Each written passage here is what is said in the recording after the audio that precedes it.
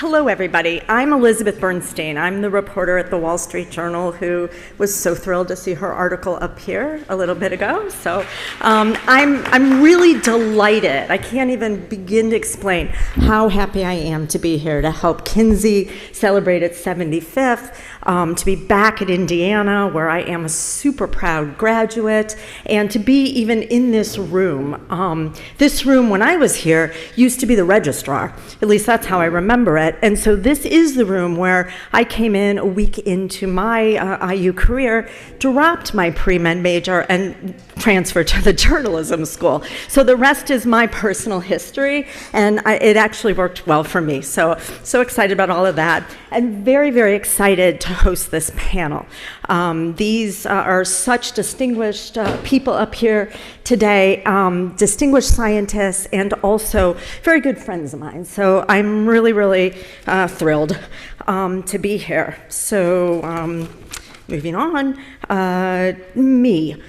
I am a reporter, as I said, at the Wall Street Journal. I've been there a long time. I've been there 22 years. For the past, I've done a lot of things at the Journal. I have been an investigative reporter. I've covered mental health issues extensively, covered religion, covered higher ed, a lot of things that sort of intersect, maybe here a little, but also for 10 years, for a little more than 10 years, I've written the column I write now. It's called Bonds, and it's on social psychology. And so I think of it as really writing about all relationships that are personal, both with others, family, friends, romantic relationships, and then our relationship with ourselves is also a part of my column. And often I do write about sex. And when I write anything, I'm looking for research. I'm looking for the answers and the research-backed answers, which brings me back to why I'm so excited to be here at Kinsey, and why I was very excited to write that article that I wrote today. So I've written about research from many of the people here over the years, and I hope to continue to do that. And I know that readers, the public out there, is really desperate for the information that you all have, that you're discovering, the questions that you're asking, the things that you're identifying, the problems and the answers. And I know this because they write me a lot. They write me, and they really do want this information. So I would encourage you all to continue to share it widely. I know you do, and with me. So really thrilled to keep writing about it. So that's really, truly important. Let's see, right now today, we are here right now to talk about Match.com's Singles in America project that Helen, Justin, and Amanda orchestrate. Let's see, according to the most recent US census, 43% of Americans were single, and 1/3 of Americans were single and never married. These are huge statistics, as you know. So Helen, Justin, Amanda, they've dug down deeper. They know more about how these people are behaving, what's changing with the single population, and they're going to tell you so much about it. I'm going to ask them to each introduce themselves a little, but first, I'll give you the one-liners. Dr. Helen Fisher is a senior research fellow here at the Kinsey Institute. She's a biological anthropologist, really the preeminent, one of the most prominent ones in the US. She's an expert on romantic love. She's a dear friend. Dr. Justin Garcia is the executive director and senior scientist at the Kinsey Institute. He's the Ruth Halls Professor in Gender Studies. He's an evolutionary biologist. I probably don't have to tell you all this. He's an expert on romantic and sexual relationships. And Dr. Amanda Gesselman is the Associate Director for Research and the Anita Aldrich Endowed Research Scientist here at Kinsey. She's a social psychologist and she's a statistician. So I'm going to ask you all, if you will please, Helen, maybe start and tell us a little more about yourself. Is this on? Yes, it's on. Well, first of all, thank you, Justin, for orchestrating this, and everybody here who's made such a wonderful 2 days. It's really had been exciting for me.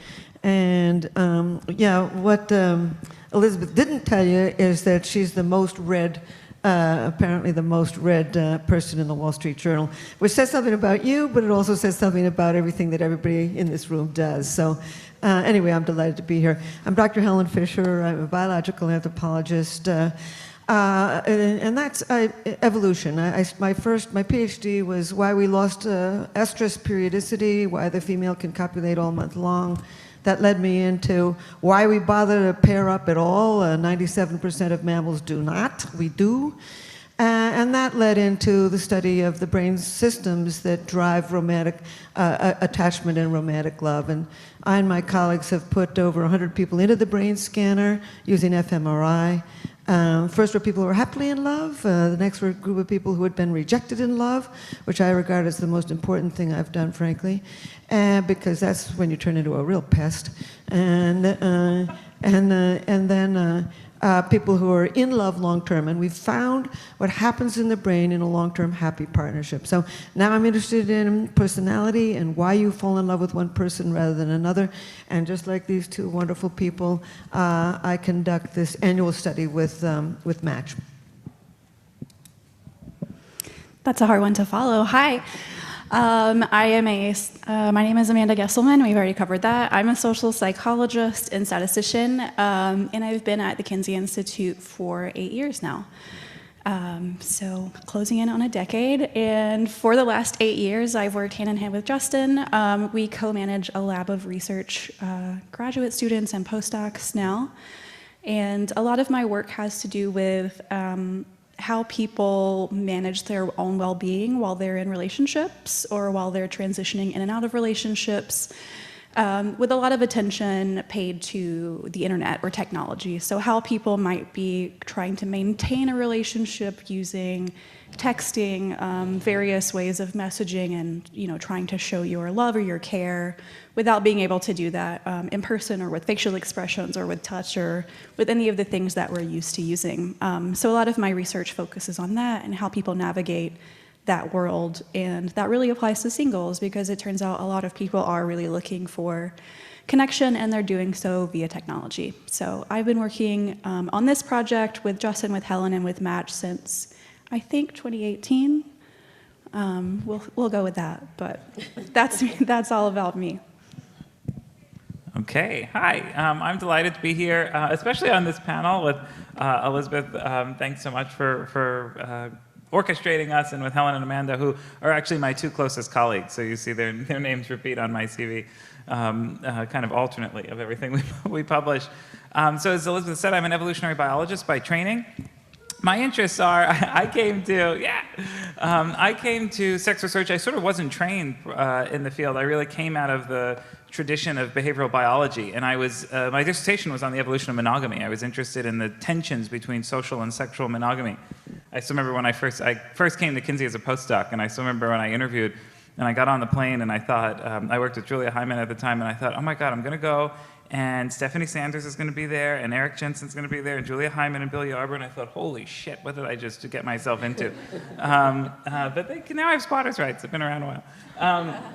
And a little fact, not many people know, Helen was actually on my dissertation committee, was my external committee member. So a lot of my work, what I've really been interested in, including about singles and relationships, I'm really interested in the on-ramp and the off-ramp of intimate relationships. So how people sort of get into them, how they start to establish them, this courtship process, and then what happens is they exit them, whether they fall out of them or stumble and roll out of them. I've been interested in those processes, the sort of relationship transition piece, less so on stability, but that's my background. Yeah. Well, thank you all. And I guess we'll start. I'd like to know about the genesis of this Singles in America project, and how did you get started with Match? And I think maybe, Helen, you can tell us a little bit about that. Okay, well, it was 2 days before Christmas in 2005, and I but a telephone call from somebody at Match.com, and they said, would you meet with us 2 days after Christmas? And nothing happens in New York City at Christmas. But anyway, I went down there, and I didn't even know who all these people were. They streamed into the room, and I thought, is it a think tank? Are there other academics? But anyway, the bottom line, it was the CEO on down. And in the middle of the morning, he asked me, why do you fall in love with one person rather than another? And I can go into that answer, but anyway, the bottom line is that started it. And for the first 5 years, they wanted me to start a new dating service for them called chemistry.com. So that's when I did my various studies of personality and why you're naturally attracted to one person rather than another. But then in 2010, so I've been there 17 years. 2010, we started Singles in America. And it's a national study. We do not poll the Match members. This is not a study of Match members. It's a national representative sample of singles based on the U.S. Census. So it's real science. And the three of us, every single year, we're doing it right now. We will close next week, actually. We develop about 200 questions. And then they farm them out to a very sophisticated data collector. And then we get all the answers back. In the old days, it ruined my Christmas, but now we got her ruined Christmas. Summer, not because Christmas. She analyzes all the data for us, bless that child, beautiful girl. And then we sit around, which we did last week and which we'll do next week, and look at all those answers and watch where we're going, where we've come from, where we're headed, what the pandemic did and didn't do. And we've got some trend questions, which we ask every single year. What are you looking for? And then we've got a whole pile of new questions. So basically, we are deluged with data. I know how many orgasms you have per sexual bout. I know what you had for breakfast. We know everything about 1/3 of the American population today. Do you divide it up? How do you divide that massive amount of work up? I'll just be very brief on that. Well, we all do it together. And then we all analyze the data together, but then the person who really works with us, Amy Canada, at Match, she divides us up, and she gives me certain parts of the data to analyze and say, what does this mean, and assemble it for a story, and she gives it also to Amanda and Justin. So she runs the show, and we got all the data. And then it came to Kinsey. We got all the data at Kinsey. And so tell me about the initial findings. What was, when you first started this, what were you finding? Yeah, so when we first started in 2010, it was also the question of what kind of things we could imagine starting to trend. So now we've got 12 years of data. It's all housed and archived here. We have certain years we'll do extra waves. So sometimes we'll have married people. We'll have an LGBTQ sample. So we now, I think, have about 80,000 people in the total data set, a new wave each year. So it's we got 60,000 in all over 12 years. Yeah, and then we have these extra samples. So we have LGBTQ sample, the married sample, and we have over all those years we've got people who will tell us, but it's not the same. It's not a longitudinal study, so it's cross-sectional each year. So that's why we have so many. It's a new snapshot each year. And there, early on, we were trying to figure out, because remember, it's 12 years ago, so we were thinking, well, okay, is online dating, what effect is technology having on our relationships? I think it was such a different time. Now we take, we have these huge studies, including here at Kinsey, on sex tech and how technology and the internet is transforming our relationships, or not, as a point that Helen will sometimes make, and we could talk about that. But we were really interested in sort of picking up some of those things. And over the years, we've been able to do things like, okay, it's an election cycle. What might politics do? So we've been able to respond. Oh, it's a pandemic. What might that do? So the fun thing about a long study like that is we can respond to the cultural moments, what's happening, and try to capture a piece of that. Do you want to say more about because I want to get to how it changed, what we know about singles that's changing. So when you first started collecting data, what were they just starting to go online? What were the initial findings? Oh boy, I think that Match started in 1995, and we started this in 2010. So that's been 15 years. So. Dramatic changes and dramatic things that we've myths. I wrote down once 101 myths that maybe Justin and I will maybe we'll all three write a book on that. It's unbelievable how we don't understand men. Myths busted. Myths, yeah. We don't understand men, and I think we saw some of that here in some of the data that came out to show very surprising things about men. We don't understand women. Over and over we find things that are absolutely astonishing. I mean, I'm happy to go into a few of them, but maybe somebody else would like to. I wasn't there in 2010, so I can't speak to those results. Yeah, I could. So I remember at the start, one of the things I've long been interested in, and some have been, I think I've changed my tune a little bit. Early on is I was really interested, particularly on online dating. I thought it wasn't a question of whether it was good or bad. I wasn't particularly interested in whether it was good or bad. But I thought we're a species that's not evolved for technology use in this way, right? So we know that courtship process involves body language, the sound of your voice, your smell, your facial structure. This is all stimuli that you need. You need to hear and see and smell and sometimes taste someone. But you invoke the bodily senses in courtship. And I just thought, well, how on earth is this going to happen on a technological process? So it wasn't, but at the same time, we knew it was working. That was the big conundrum. We knew that people were using these technologies. And the question was, well, are their relationships are they going to be good? Are they going to be stable? Are you going to, you're going to go on a few dates and then say, oh, this person really stinks. Literally, you don't like how they smell. So, what would happen? So that's early on, that was sort of, I was almost hyper-focused on this question of, is this stuff going to work? What is it going to look like in 10 years? And now we know. Yeah, and what's so interesting to me is how many people did think that that these dating services would change dating and change love. And as a person who's put people in a brain scanner, the human brain has not changed in 300,000 years. It is not going to change. And what I've tried to point out to all kinds of people is that these are not dating services. They are introducing services. That's all they do is introduce you. And then when you go out and meet them in person, you smile the way you always do, you laugh the way you always do, you parade the way you always do, you assess them the way you always do. It's just the newest way to do the same old thing. 1,000,000 years ago, you met somebody at a water hole in the African desert. 1,000 years ago, you met at a barn dance in the countryside, and today you meet on the internet. It's just not a big deal. The problem is not with these dating sites actually do work. They're introducing sites. The problem is they're so new that we don't know how to use them. And there's two things that I always say to the press about how we misuse them. First of all, we binge. And the brain is not built to collect data on more than about 5 to 9 options. And after that, you just don't take anything at all. So number one, people binge, and that's useless.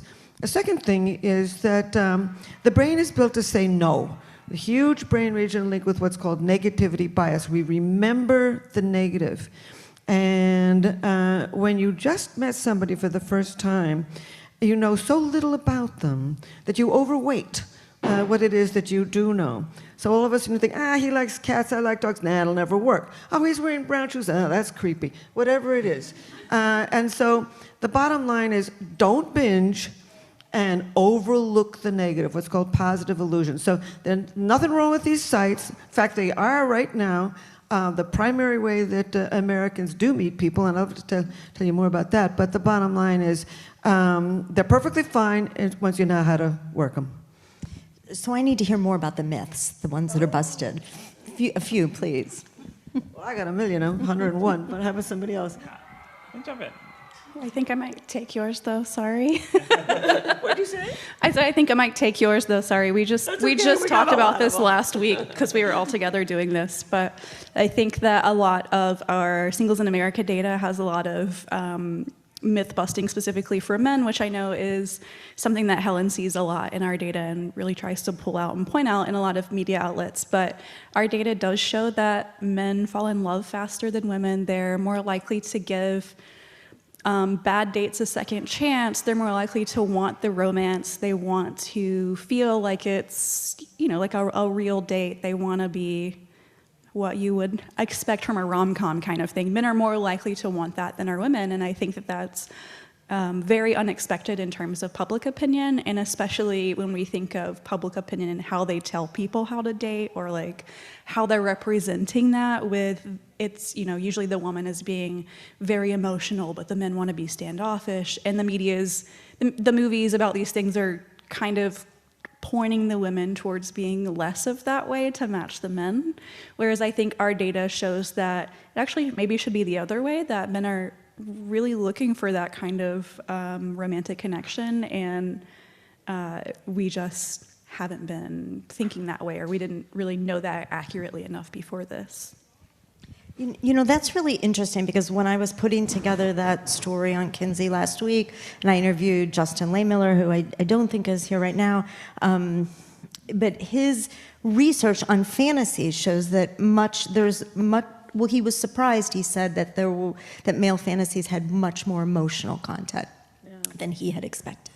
You know, just adding to what Amanda just said, is one of the most striking things about men that people don't understand. It was a couple years ago, it was the data in which we asked, why do you go out into and have a one-night stand?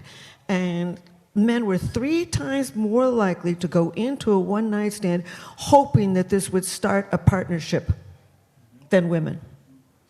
We always think of men as, just out there for the fun of it, but men are 2 times more likely to kill themselves when a relationship is over, et cetera, et cetera. Men are basically more romantic. Women have had to be the picky sex. Over and over we see that. Women are the picky, for good Darwinian reasons. I mean, we got to carry the baby for 9 months. For millions of years, it was very dangerous to parturition, and everywhere in the world, women spend much more time at hands-on care for people under the age of 4. So, but men are the romantics. I've been trying to tell that to the women's magazines for 30 years. They're dedicated to thinking that it's women. And I think it's what's interesting for us is, given the size of the data set, what we try and do is, so we've all been involved in more experimental type studies, and we will do those in the lab if it's a brain scan, if people are coming in. But for the Singles in America project, the idea is really we have this massive data set. Can we get a pulse on American singles, on these, over a third of the adult population who's single at any given time, moving in and out of a relationship? And when you talk about an influence, these are people who could influence an election, consumer behavior, our relationships, technologies. I think we have data coming out soon, the billions of dollars that people spend in the courtship process every year. I actually remember the exact number. Can we say it? Can we share it yet? Yeah, I think it's 180. Yeah, it's about $180 billion a year in the market. That's a good point. On courtship and dating. So what we really try and do is get a pulse of attitudes. And I think in this case with men, we say, okay, what do we know about what we think about masculinity or how men should behave? What are the sort of social attitudes? But then what are people's actual internalized attitudes? So although we might think people, and when we survey them, would say, well, women should take longer to get over a breakup and women take love more seriously. When we actually ask people of different gender identities, what we see is that, as Helen said, that men are taking longer. They have longer what we call post-relationship grief. As you said, they more likely to commit suicide. So we can start to debunk some of these ideas we have. Or at other times, it's also highlighting that we hold these views about sex and gender and relationships that are just not consistent with what most people are experiencing internally. So sometimes it's that disconnect of sort of societal and internal attitudes that we try and pick up. Yeah, Justin and I did something for South by Southwest a couple of years ago, and I just brought with me the 10 myths that we're going to debunk here, and I'll just say one other that is important to me because I'm older, and I like to also study sex and love among seniors because I think that's another total misunderstanding. And one of the questions that I always loved in our study was, would you form a long-term commitment with somebody who had everything you were looking for, but you were not in love with them? And another question, pretty similar. Would you make a long-term commitment to somebody who had everything you were looking for, but you did not find them sexually attractive? The least likely to compromise are people over 60. The least likely. The most likely to compromise are young men. And we looked at each other and we said, what? The young are going to compromise and the oldest are going to get picky? But when you think about it from a Darwinian perspective, the young have to find a partner who will raise them healthy babies and send their DNA into tomorrow. That's not what they're thinking, but that's probably one of their motivations. And I know my little cousin, he once said to me, he said, Helen, my wife, she wasn't the best in bed. but she really helped me at work, and she was really a great mother to our child. The young, this is why I'm always so interested in millennials. I'm crazy about millennials, because this is our reproductive future. That what these people do today will be what society understands tomorrow. And so this year we're really going to focus actually on Gen Z and millennials. But we got data on all of them, and bottom line is older people are not cougars, and they're just as picky as the young.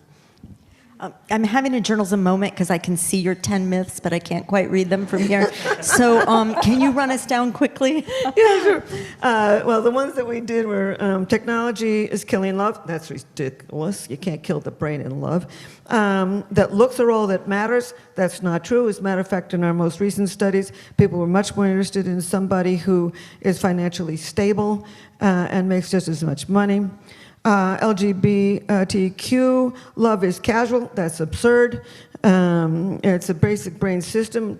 They might be attracted to a different person, but the feeling in the brain is the same. We're so similar. As a matter of fact, I've been trying to get the press to realize how similar everybody is instead of how different.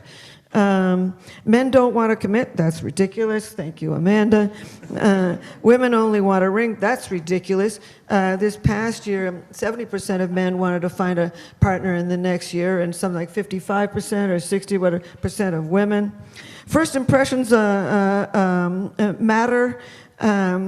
Our most recent data is that most people, 40% of singles will go out on a second date even though they don't think the first date was exciting. And they apparently often think that it takes more than 2 days to realize whether there is something there. It's sophisticated. That's sophisticated dating. Millennials just want to hook up. I call them the new Victorians. They're so far less sexual than my crowd. Seniors settle when it comes to love. We just did that. Love and politics don't mix. You guys can talk about that. And COVID ruins love. Cupid beat COVID. We can talk about that. We're going to talk about COVID, but I want to talk about I want to stick with that politics. Amanda, do you want to tell me about it? Tell us. Sure. So the years around every election cycle, we usually ask questions about how they feel about different topics going on, how they feel about presidential candidates, whether or not they plan to vote, and also how their political views might impact their decision to date one person over another. And we've been tracking them over the years, and especially this year, we've compared it to data from 2016 and 2013. And the idea of political deal breakers, this, not willing to be with a partner who has different views or who might speak differently about these issues than you would in public, those, the relevance of those, or the sort of badness quotient of those, I guess, has definitely risen over the years, so that people now find politics to be a very serious issue in who they choose in a partner, and that doesn't seem to be slowing down or stopping anytime soon. So it does seem to be that political issues, and especially social issues within politics, so within Democratic identity or Republican identity, those are huge issues to daters, and they do seem to be very discriminate based on how potential partners feel about those things. Amanda, I'm so sorry. Do you remember the stats on that? Like how many people would date across the aisle? Yes, over 45%. I just wrote it. Said they would or wouldn't? Would. That's what's so interesting about this. This is about a third of the American population, and they seem to be the only sane people. Something like 45% of them want a partner who can see both sides. You remember some of the others, right? Probably because I just wrote it, assembled your data. A great many of them want somebody who's voted, don't want somebody who has not voted, they don't want somebody who's not going to vote. They want somebody who can discuss both sides. And they don't want someone who doesn't have any opinion on the big issues. Right. That's a big one. And what's interesting is what we see in the data. So sociologists will sometimes talk about homophily, and that's the tendency, as Amanda was saying, this tendency that, so we know for decades of research, we saw that people would tend to assortatively pair off in terms of same racial and ethnic background, same religious background. And what we're seeing, because we've got these years, so we actually have tracked that for 12 years, and Americans are becoming more open to dating of different ethnicities, different religions, but politics has sort of become the new divide. And what we thought was going on, in some ways I think it dipped a little bit this year too, from last year. During the last election cycle, it was really heated, and we sort of had this momentary spike. And what we think was going on is people were using politics as a proxy for moral decisions. So if you're making moral decisions, that's a pretty big thing on choosing a partner. So, and I don't mean this politically, but let's say you take something like immigration, right? And if you're on one side of the aisle, you could say, well, how could you not be okay with closing our borders? We have to protect our own children. We have to stay safe. And there's an existential crisis out there. There's a threat. How could you not be okay with that? So you view it as a moral decision. You're on the other side of the aisle, you could say, how could you be okay with locking the borders and putting children in cages in these little communities? What the hell's wrong with you? So you view it as a moral decision. So on either side of the aisle, you see the problem as one that speaks to a notion of human morality. And we know that if you have different views on these issues that we think are like kind of these moral positions, that's their sort of line in the sand. So politics became a proxy for that. Sort of what we theorized as we were trying to go through the data, what might be going on. And what's interesting about that is I was reading in The Economist that we are more divided now than we have been since the end of the Civil War. And so we're being able to catch a pulse of that with this data. Yeah. We're not supposed to tell Elizabeth we read The Economist. Kidding. Did you see? That's so fascinating. In my inbox, you all can just imagine my inbox. I consider it sort of a well-done article. If everybody's yelling at me, if both sides are mad, then I went what I try to do, a good writer leaves a straight wake, so you went straight through the issue. But I see that, and sadly, as you're saying, don't see that changing anytime soon. But I want to ask you about COVID. So you said COVID did not beat Cupid. Yes, and that's tell me right. about, so tell me what singles did during COVID, and then how that changed. Well, what's the most, so we have data, of course, for every year, so we were able to look back to 2019, 2021, et cetera, and there were four things that stood out to me, and you guys will have some others. People are much more interested in finding a partner who is makes just as much money, a partner who's just as educated, and a partner who has a successful career. What we're seeing is post-traumatic growth. They're growing up. They want to settle down. And the single one question that I found the most telling about where we're headed is in 2019, right before COVID, 58% of singles, when we asked the question, would you like to meet somebody who wants to marry? In 2019, 58% have said yes. In 2021, to that same question, do you want to meet somebody who wants to marry? It went from 58% to 76%. Americans are settling. You cannot, I'm an anthropologist, you cannot shut people up lock them down for 2 years and have them expect to come out the same. Yeah. And what they've come out the same is a drive to settle down. 65% say they want to find a partner within the next year. 81% of Gen Z and millennials want to find a partner within the next year. So we've sobered up, and we're going to settle down.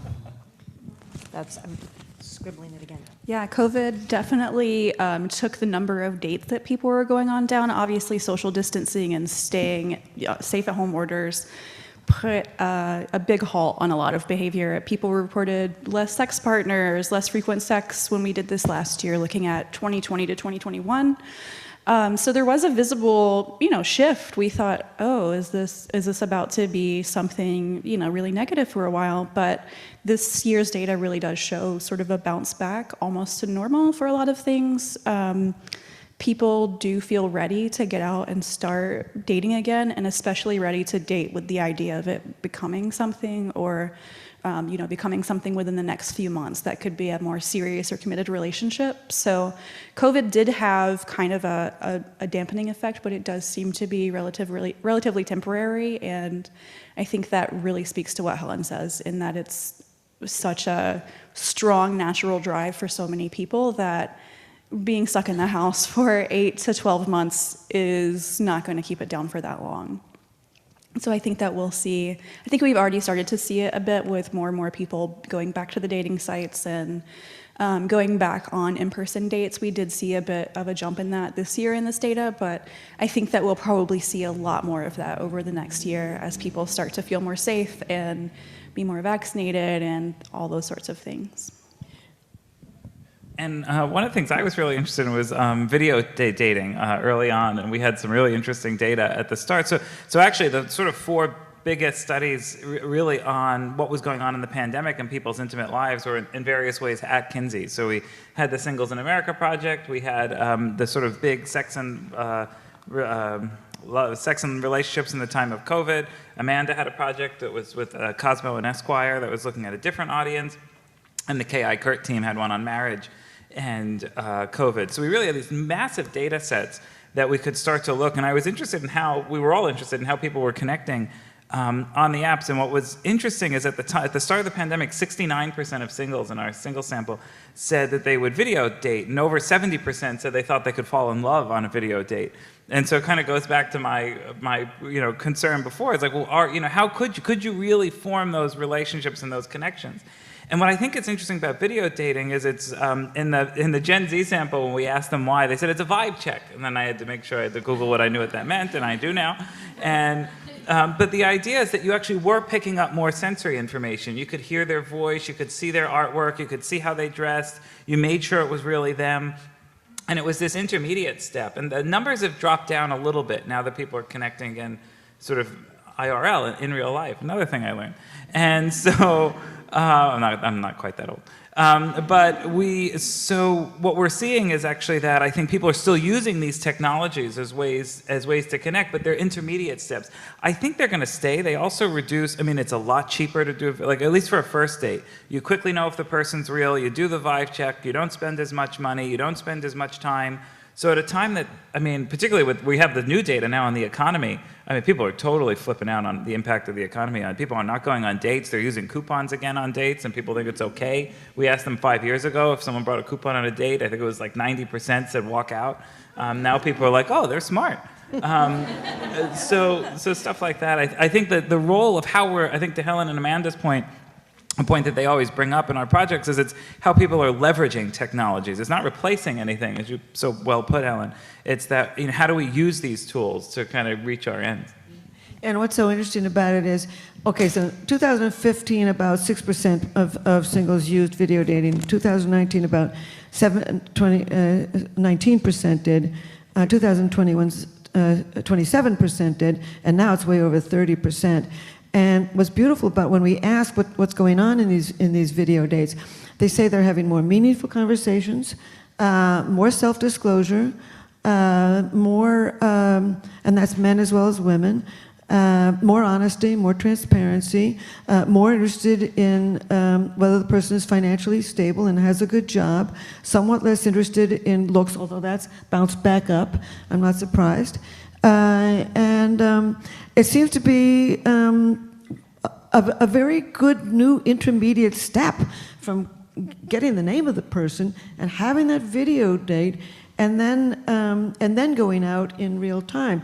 So we're now seeing that they're going to have fewer first real dates, but the first dates are going to be much more comfortable first dates, because they've already decided, okay, well, he's pretty cute, maybe I will kiss him, and oh geez, maybe I better not just go for a 20-minute coffee, because they've gotten to know the person. Just like Justin said, there's been this vetting process. And so I do see this as, just as we all do here, a new step in the dating process that is very wise. To go out into the video dating first and then go out into the first date. We're going to have fewer first dates, but we're going to kiss fewer frogs. did you say that the priority on looks went down and now it's back up? Yes, yeah. It went down to, we always ask, every single year there's some trend questions, like, what do you have to have?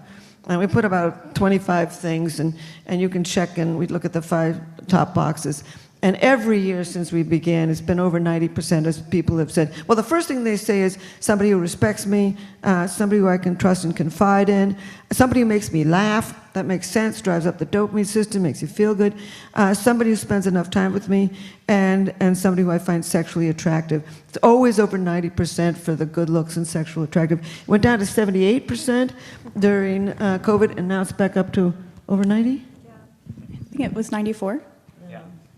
Yeah. And one of the things that we thought was also interesting in this, and I think it relates to some of the other talks, like Charlene's talk last night and the panel with Zoe, Jennifer, and Kristen, is one of the things we saw this year was we asked about, why are some of the reasons you're doing this? And the thing I remember we all looked at each other was the number of women who said that safety was this really big concern about when they're going on dates. And it's, for us, it's such a big data set, and there's so much going on in people's romantic and sexual lives, and we do spend a good part of the time laughing. I think what Kurt said yesterday, when you really love your collaborators, it makes it more fun. But we were just stunned by the number of women. I think it was over 40% were saying that they're worried about safety on first dates, and quite concerned about where they're, is this person real? More now, actually, a lot of the companies are allowing you to do background checks, so they're taking advantage of doing actual criminal background checks. They want to make sure the person's real. They want to meet somewhere safe. They take 2 cars.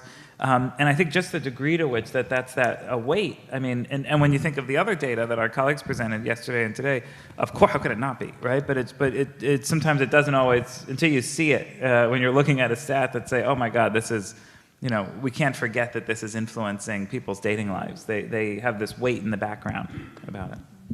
So I want to leave time for questions, but I have one more. What's it like, this is the Wall Street Journal reporter in me, what's it like to work with Match, and do you feel like there was ever a conflict of interest? Did you ever have to push back on something they wanted you to do? Never once. Absolutely never once. They do this study. They probably do it. I mean, they basically do it because when we collect all this information, we can then go out to the press, talk to the press, and get more media from Match. Sure. But never once has one ever told me what to say or reprimanded me for something. They don't like a couple of things that I do say, but they don't. But I keep saying them. That's good to hear. I'm not a spokesperson, but they've never tried to guide or direct any kind of publications that I've made from the data. And I will say they are very open to adding things to the surveys that they might not necessarily think are hot media points, but would be great for academic research. And I think that it's clear that they value that and that they think that's an important part of the process, even though sort of the overarching goal is more to help their marketing and to better their website. I think that they do, show a good bit of interest and value in that. And a lot of times when we will pitch things like that, the most that we'll get is, can you explain that? We don't get, can you just explain that a little bit more so we can follow? I think that's maybe the most pushback I've ever experienced, which is really great.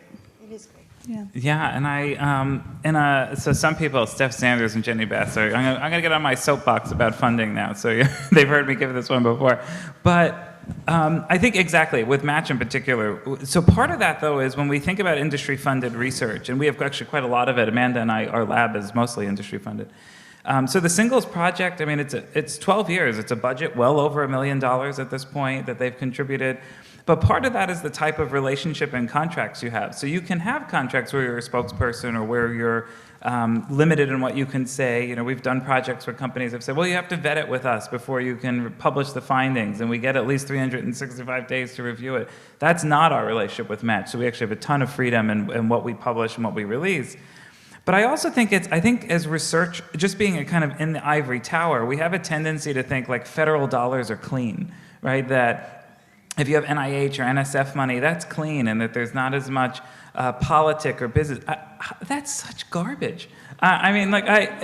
how many people do we know that are well NIH funded, that they go to Washington, D.C. a few years, they take the program officers out to lunch, they know who's on the program committee, they make sure that they're interacting with those people on the review panels before. It's funding and the research enterprise, there are politics involved at all stages, but this idea that there's sort of clean money and not clean money on funding projects, particularly at sex. Many of us have been told by program officers, can you take sex out of the title? Can you take sex out of the abstract? Congress doesn't like that. Actually, can you take sex? We had one, remember, they told us to take sex out of the goddamn grant. And it's, what do you want us to say? So I think that there's a tendency that, I think you can do industry-funded research and have a lot of control. You just need to go into it knowing that. You need to kind of go in and I think thinking about how you have those protections on what you could publish. The genesis of this project is that Helen had a long-term relationship with the company and they trusted each other. It was built on trust. And then from there we could, and as Amanda said, Amanda will often produce stats for them from the data, say, hey, you're going to find this interesting. Your users are going to find this interesting. A lot of the stats in the commercials are things that have come out of our studies. But there's ways to do it responsibly, I think. Well, thank you all. That was fascinating. I hope everybody else enjoyed it. And I want to open it up to questions. Does anybody have a question back there?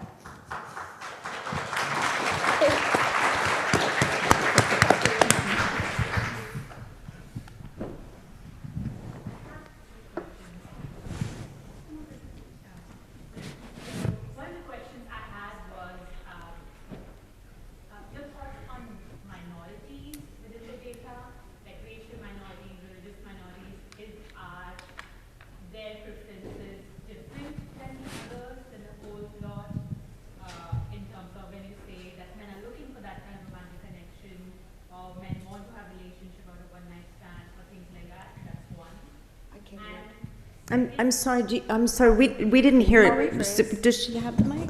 I heard it. I can rephrase. Ask your second one.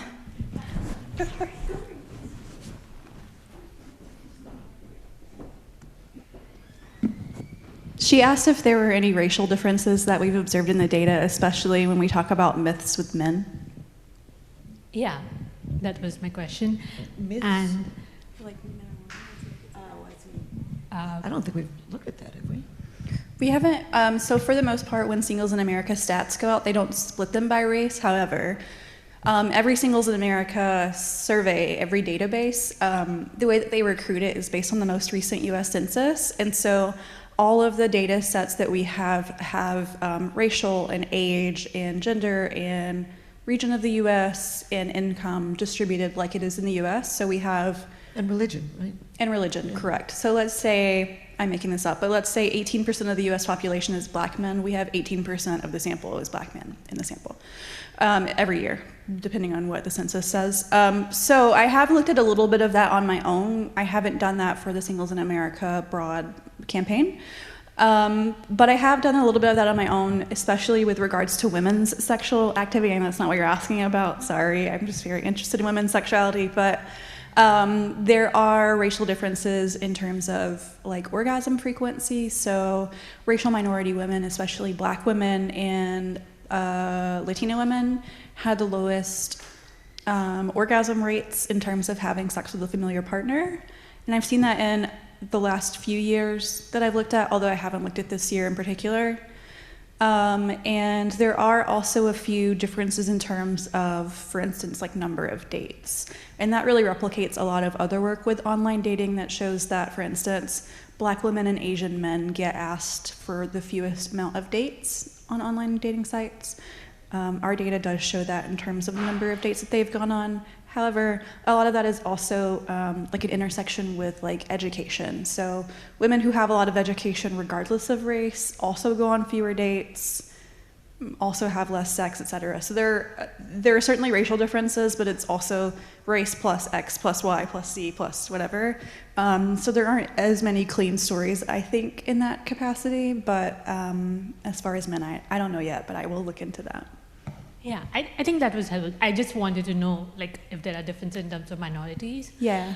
And my second question is, like, I try to apply this research to my personal life. So my question is, when Dr. Helen Fisher was talking about the men myth, the myths like about men dating, like men are more likely to look that kind of romantic connection. I keep thinking, is there an implication that why are women not looking for romantic connection as much men?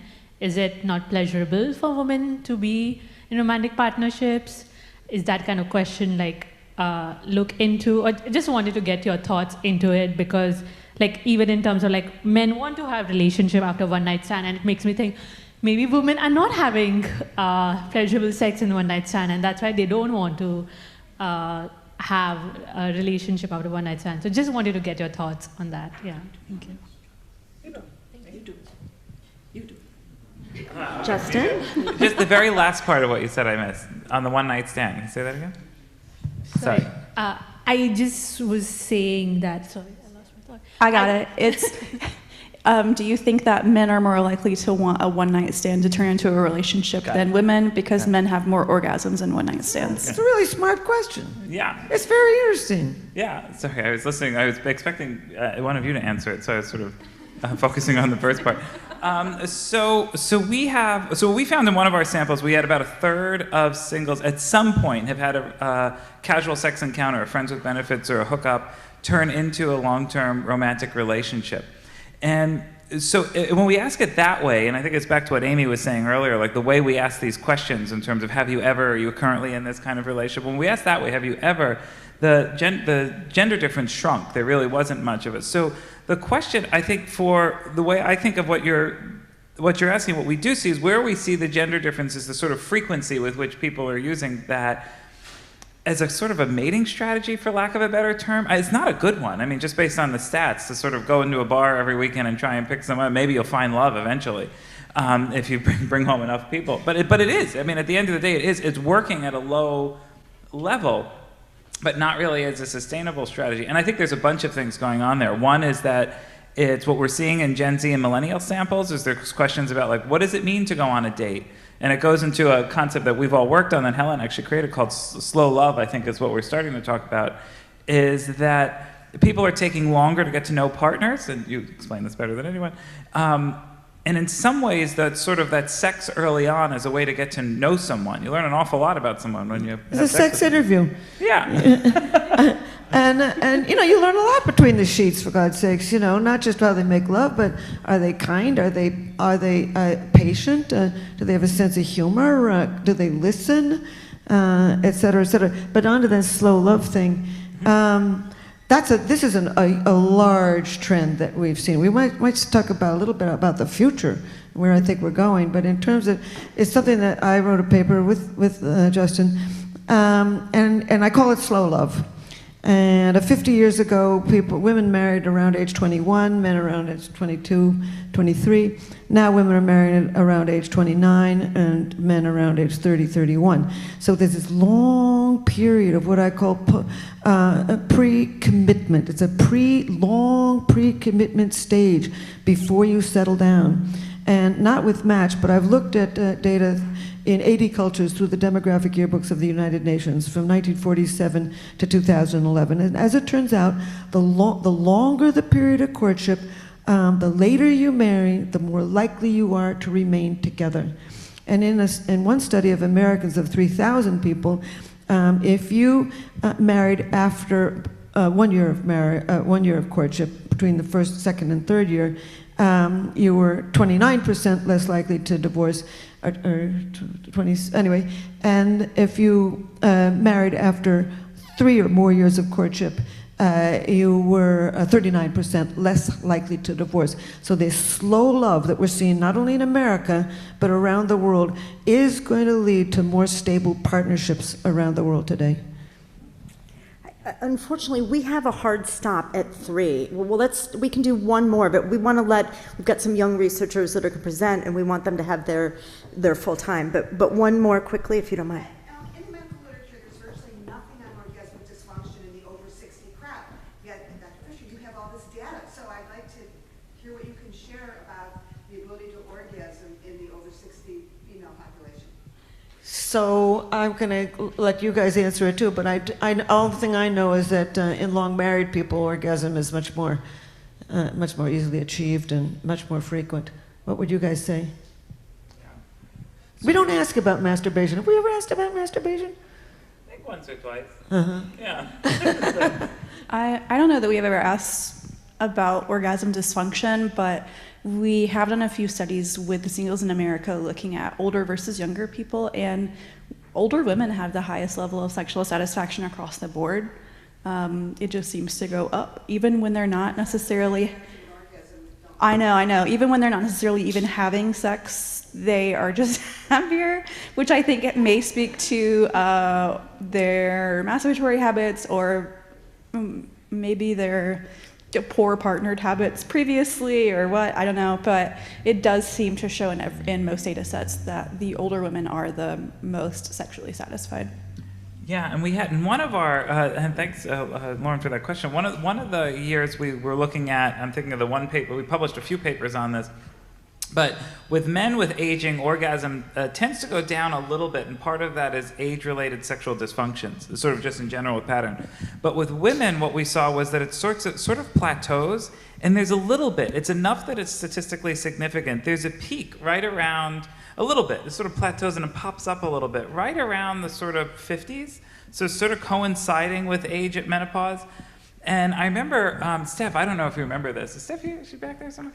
Steph Sanders was, this is maybe a few years ago, and she just happened to walk in my office for something. I thought, I had the chart on my computer. I said, what do you think's going on here? And one thought we had as we talked about it and talking about Steph with it is, it could be that if those are menopausal women, they're sort of going through the menopausal transition, or I'm making sure to call it a transition as I look at Dr. Stryker, is that it could be that they're having slower sex, so that they're, because of the things that are associated with the menopausal transition, they're maybe engaging in more heavy petting, more receiving oral sex, slower sex. I think, Helen also made the point, well, as women get older, we also know that they're more willing to say what they want and don't want. But the fact that it seemed to be that uptick at that age made us think that maybe there's something, is in some ways a byproduct of what's happening with menopause, that how women in particular are changing their sexual lives was having benefits in terms of orgasm as an outcome. Because it was, in some ways, if we think of sex usually happening in dyads, it's slowing down the other part of the dyad to respond to your own bodily responses. Could I just conclude with three things that where we're going in the future? Because it's so positive that we've really seen. Number one is this slow love, marrying much later. The younger have much more time to get to know themselves, to get to know what they want, practicing on what they don't want, getting rid of that and starting over. So that's one thing. Slow love is going to lead to more stable partnerships. Also, today in America, more people met their first date on the internet than through a friend or through work or through school, et cetera, et cetera. And we did our own study comparing people who meet on the internet as opposed to off the internet, and people who meet on the internet, not just Match, but anywhere on the internet, are more likely to be fully employed, more likely to be higher educated, and more likely to be interested in a long-term commitment. That's number one. Slow love, marrying later, meeting on the internet. That's also going to lead to stability. And the third one has nothing to do with technology. It has to do with a trend that's much bigger than modern technology. And that is women piling into the job market in cultures around the world. It's a much bigger, more powerful change in human relationships than technology. Technology is enabling us to do the same old thing in a new way. What's going on with women piling into the job market is they now can get themselves an education. They don't have to marry for money. They don't have to marry very young as their only career path. And those three basic traits, those three basic worldwide trends, slow love, marrying later, meeting on the internet, and women piling into the job market, all appear to coalesce to anticipate a few decades of relative family stability. That was really wonderful. Thank you guys so much.